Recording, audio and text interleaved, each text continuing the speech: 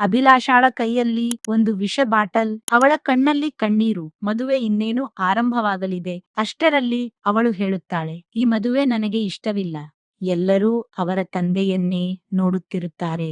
ನಂತರ ಕಥೆ 5 ವರ್ಷ ಹಿಂದಕ್ಕೆ ಹೋಗುತ್ತದೆ. ಅಭಿಷೇಕ್ ಮತ್ತು ಅಭಿಲಾಷಾ ಕಾಲೇಜನ್ನು ಮುಗಿಸಿ ಮನೆಗೆ ಹೋಗಲು ಒಂದೇ ಬಸ್ ಸ್ಟ್ಯಾಂಡ್ಗೆ ಬರಬೇಕಿತ್ತು. ಇಬ್ಬರು ಬಸ್ ಸ್ಟ್ಯಾಂಡ್ಗೆ ಬಂದರು. ಆಗ ಅಭಿಷೇಕ್ ಮೊದಲ ಬಾರಿ ಅಭಿಲಾಷಳನ್ನು ಬಸ್ ಸ್ಟ್ಯಾಂಡ್ನಲ್ಲಿ ನೋಡಿ ಪ್ರೀತಿಯಲ್ಲಿ ಬಿದ್ದನು. ತದನಂತರ ಅಭಿಲಾಷಳು ಅವನನ್ನು ನೋಡಲು ಪ್ರಾರಂಭಿಸಿದಳು.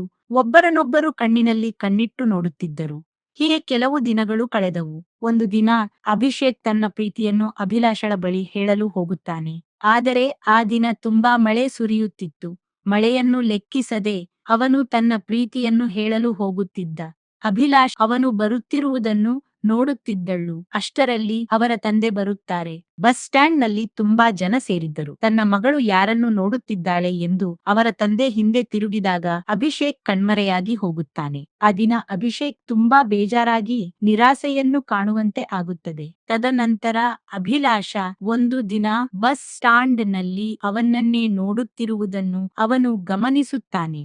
ನಂತರ ಅವನು ಹೋಗಿ ಅವಳನ್ನು ಮಾತನಾಡಿಸುತ್ತಾನೆ. ಮೊದಲು ಜಗಳವಾಡುತ್ತಾರೆ, ನಂತರ ಸ್ನೇಹ, ನಂತರ ಪ್ರೀತಿ. ಆದರೆ ಅಭಿಷೇಕ್ ತನ್ನ ಬಡತನದ ಕಾರಣದಿಂದ ಪ್ರೀತಿಯನ್ನು ಹೇಳಲು ಹೆದರುತ್ತಾನೆ. ಒಂದು ದಿನ ಅಭಿಲಾಷಾ ಹೇಳುತ್ತಾಳೆ, ನೀನು ನನ್ನ ಜೊತೆ ಇದ್ದರೆ ನನಗೆ ಅರಮನೆ ಬೇಕಾಗಿಲ್ಲ, ನೀನೇ ಸಾಕು ಎಂದು. ವಿಕ್ರಮ್ಗೆ ಈ ವಿಷಯ ಹೇಗೋ ಗೊತ್ತಾಗುತ್ತದೆ. ಅವನು ಅಭಿಷೇಕನಿಗೆ ಎಚ್ಚರಿಕೆ ನೀಡುತ್ತಾನೆ, ನನ್ನ ಮಗಳ ಜೀವನದಿಂದ ದೂರ ಹೋಗು, ಇಲ್ಲದಿದ್ದರೆ ಅವಳ ಬದುಕನ್ನೇ ಹಾಳು ಮಾಡುತ್ತೇನೆ ಎಂದು ಹೇಳುತ್ತಾನೆ. ಆಗ ಅವನು ಅವರ ತಂದೆಗೆ ಮಾತು ಕೊಟ್ಟು ಮೌನವಾಗಿ ಅಲ್ಲಿಂದ ಹೋಗುತ್ತಾನೆ. ಅವರು ಒಬ್ಬರನ್ನೊಬ್ಬರು ಭೇಟಿಯಾಗುತ್ತಿರಲಿಲ್ಲ, ಮಾತನಾಡುತ್ತಿರಲಿಲ್ಲ. ಕೆಲವು ತಿಂಗಳುಗಳೇ ಕಳೆದು ಹೋದವು. ತದನಂತರ ಅಭಿಲಾಷಾ ಅವನನ್ನು ತಪ್ಪಾಗಿ ಅರ್ಥ ಮಾಡಿಕೊಳ್ಳುತ್ತಾಳೆ. ಅದರ ಜೊತೆಗೆ ವಿಕ್ರಾಂತ್ ಸುಳ್ಳು ಹೇಳಿ ಇಬ್ಬರ ನಡುವೆ ಇನ್ನಷ್ಟು ದ್ವೇಷ ಹುಟ್ಟಿಸುತ್ತಾನೆ. ಅಭಿಲಾಷಾ ಅವನು ನನಗೆ ಮೋಸ ಮಾಡಿದನೆಂದು ನಂಬುತ್ತಾಳೆ. ಅಭಿಷೇಕ್ ಏನನ್ನೂ ವಿವರಿಸುವುದಿಲ್ಲ. ಅವನು ಅವಳ ಭವಿಷ್ಯಕ್ಕೋಸ್ಕರ ಅವಳಿಂದ ದೂರವಿರಲು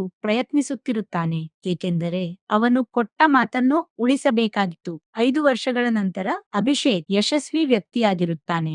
ಆದರೆ ಅವನು ಇನ್ನೂ ಮದುವೆಯಾಗಿರುವುದಿಲ್ಲ. ಅವನ ಮನೆಯಲ್ಲಿ ಅಭಿಲಾಷಾಳ ಫೋಟೋ ಮಾತ್ರ ಇರುತ್ತದೆ. ಇನ್ನೊಂದು ಕಡೆ ಅಭಿಲಾಷಾಳ ಮದುವೆ ವಿಕ್ರಾಂತ್ ಜೊತೆ ನಿಶ್ಚಯವಾಗುತ್ತದೆ. ಮದುವೆಯ ಸಮಾರಂಭ ಶುರುವಾಗುತ್ತದೆ. ಅಭಿಲಾಷಾ ತನ್ನ ಮದುವೆಗೆ ತನ್ನ ಎಲ್ಲಾ ಗೆಳೆಯರನ್ನು ಕರೆಯಲು ಹೋಗುತ್ತಾಳೆ. ಆಗ ಅವರ ಬಳಿ ಅಭಿಷೇಕ್ ನ ಬಗ್ಗೆ ಕೇಳುತ್ತಾಳೆ. ಅವನ ಬಗ್ಗೆ ಏನಾದರೂ ತಿಳಿದರೆ ನನಗೆ ತಿಳಿಸುವಂತೆ ಹೇಳಿ ಹೊರಡುತ್ತಾಳೆ. ನಂತರ ಅವಳಿಗೆ ಇವನ ಬಗ್ಗೆ ಯಾವ ಮಾಹಿತಿಯೂ ತಿಳಿಯುವುದಿಲ್ಲ.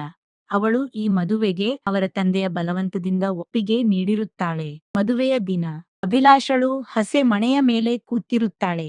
ಕಣ್ಣಲ್ಲಿ ಕಣ್ಣೀರು ಹಾಕುತ್ತಾ ತನ್ನ ಪ್ರೀತಿಯನ್ನು ನೆನಪಿಸಿಕೊಳ್ಳುತ್ತಿರುತ್ತಾಳೆ. ಮದುವೆಯ ಗಂಡು ಅವಳ ಪಕ್ಕದಲ್ಲಿ ಬಂದು ಕುಳಿತುಕೊಳ್ಳುತ್ತಾನೆ. ಅಭಿಲಾಷಾ ತಲೆ ಎತ್ತಿ ನೋಡಿದಾಗ ಅವಳ ಎದುರು ಅಭಿಷೇಕ್ ನಿಂತಿರುತ್ತಾನೆ. ಅವನ ಹಿಂದೆ ತುಂಬಾ ಜನ ಬಾಡಿ ಗಾರ್ಡ್ಸ್ ನಿಂತಿರುತ್ತಾರೆ. ಅವನು ಮನಸ್ಸು ಮಾಡಿದರೆ ಅವಳನ್ನು ಕರೆದುಕೊಂಡು ಹೋಗಬಹುದಿತ್ತು, ಆದರೆ ಅವನು ಆ ರೀತಿ ಮಾಡಲಿಲ್ಲ.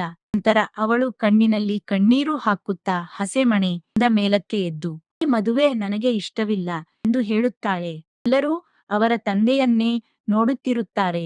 ಅವಳು ಅಭಿಷೇಕ್ ನಿಂತಿರುವ ಕಡೆ ಓಡಿ ಹೋಗಿ ಅವನನ್ನು ಗಟ್ಟಿಯಾಗಿ ಅಪ್ಪಿಕೊಂಡು ನೀರನ್ನು ಹಾಕುತ್ತಾಳೆ. ಆಗ ಅವನು ಅವಳಿಂದ ದೂರವಾಗಲು ಕಾರಣವೇನೆಂದು ಪ್ರಶ್ನಿಸುತ್ತಾನೆ. ನಾನು ನಿನ್ನನ್ನು ಬಿಟ್ಟು ಹೋಗಿದ್ದು ನಿನ್ನ ಮೇಲೆ ನನಗೆ ಪ್ರೀತಿ ಇಲ್ಲ ಎಂದು ಅಲ್ಲ, ನಿನ್ನ ಸಂತೋಷಕ್ಕಾಗಿ. ಅಭಿಲಾಷಾ ಅಳುತ್ತಾ ಮದುವೆ ನಿಲ್ಲಿಸುತ್ತಾಳೆ. ವಿಕ್ರಾಂತ್ನ ಎಲ್ಲಾ ಸುಳ್ಳುಗಳು ಎಲ್ಲರ ಮುಂದೆ ಬಹಿರಂಗವಾಗುತ್ತವೆ. ಅವರ ತಂದೆ ಅವರ ತಪ್ಪನ್ನು ಒಪ್ಪಿಕೊಳ್ಳುತ್ತಾನೆ. ಅಭಿಷೇಕ್ ಮುಗುಳು ನಗು ನಗುತ್ತಾನೆ. ಇಬ್ಬರೂ ಕುಟುಂಬದ ಆಶೀರ್ವಾದದೊಂದಿಗೆ ಒಂದಾಗುತ್ತಾರೆ. ಕೊನೆಯ ಸಂದೇಶ, ನಿಜವಾದ ಪ್ರೀತಿ ಮಾತುಗಳಿಂದ ಅಲ್ಲ, ತ್ಯಾಗದಿಂದ ಸಾಬೀತಾಗುತ್ತದೆ. ನಮ್ಮ ಚಾನೆಲ್ಗೆ ಸಬ್ಸ್ಕ್ರೈಬ್ ಆಗಿಲ್ಲ ಅಂದ್ರೆ ಈಗಲೇ ಸಬ್ಸ್ಕ್ರೈಬ್ ಮಾಡಿಕೊಳ್ಳಿ. ಈ ರೀತಿಯ ಇಂಟ್ರೆಸ್ಟಿಂಗ್ ಸ್ಟೋರಿಗಳು ಎವ್ರಿ ವೀಕ್ ಅಪ್ಲೋಡ್ ಆಗುತ್ತವೆ. ಧನ್ಯವಾದಗಳು.